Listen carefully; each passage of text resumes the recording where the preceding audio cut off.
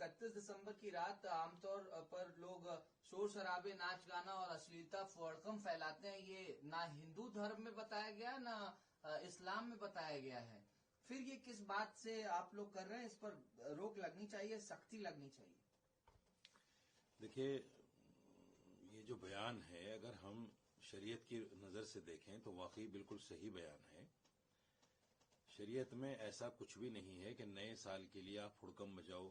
और एक आंकड़े के मुताबिक ये कहा जाता है कि जितनी शराबें उस दिन पी जाती हैं, शायद पूरे साल में इतनी शराबें पी जाती हों, और जितने गलत काम उस दिन होते हैं, शायद पूरे साल में इतने गलत काम होते हों। तो ये सब हमारा कल्चर नहीं है। ये कल्चर है उन लोगों का जिनको हमने हिंदू, मुस्लिम, सिख, ईसाई सबने अपनी जानों की आहुति देकर इस देश को आजाद कराया था। उन लोगों का ये कल्चर है। समझ ये नहीं आता कि हमने आजादी में किस तरह से उनको अपना खून देकर भगाया है, अपनी जानें देकर भगाया है, और आज हम उनके कल्चर में इतना रंग जाएं कि हमें ये तक पता न रहे कि हमारा धर्म क्या है, हमारा मजहब क्या है, हम किस समाज से आते हैं, क्या हमारे कल्चर में, हमारे समाज में ये चीजें हैं कि नहीं है। तो मैं समझता हूं कि इस पर कोई एक ऐसा नियम और कानून बनना चाहिए। न ये हिंदी महीना है, न ये मुस्लिम महीना है।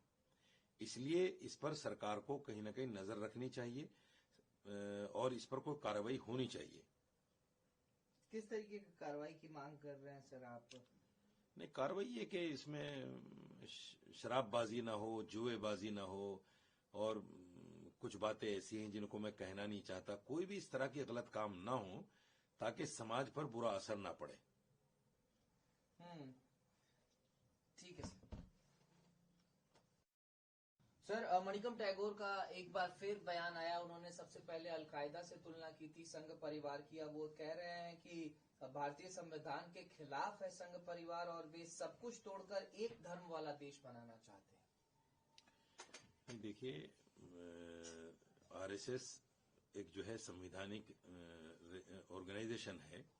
ये अलग बात है कि कुछ चीजें ऐसी हैं जिन पर बात की जा सकती है, लेकिन इस तरह की बातें कहना कि अलकायदा है या वो डाकू हैं, जो कांग्रेस के एक और बड़े नेता ने कहा है, इस तरह की बातें कहना किसी ऑर्गेनाइजेशन के लिए, मैं समझता हूं ये कहीं ना कहीं राजनीति इससे दर्शाई जाती है।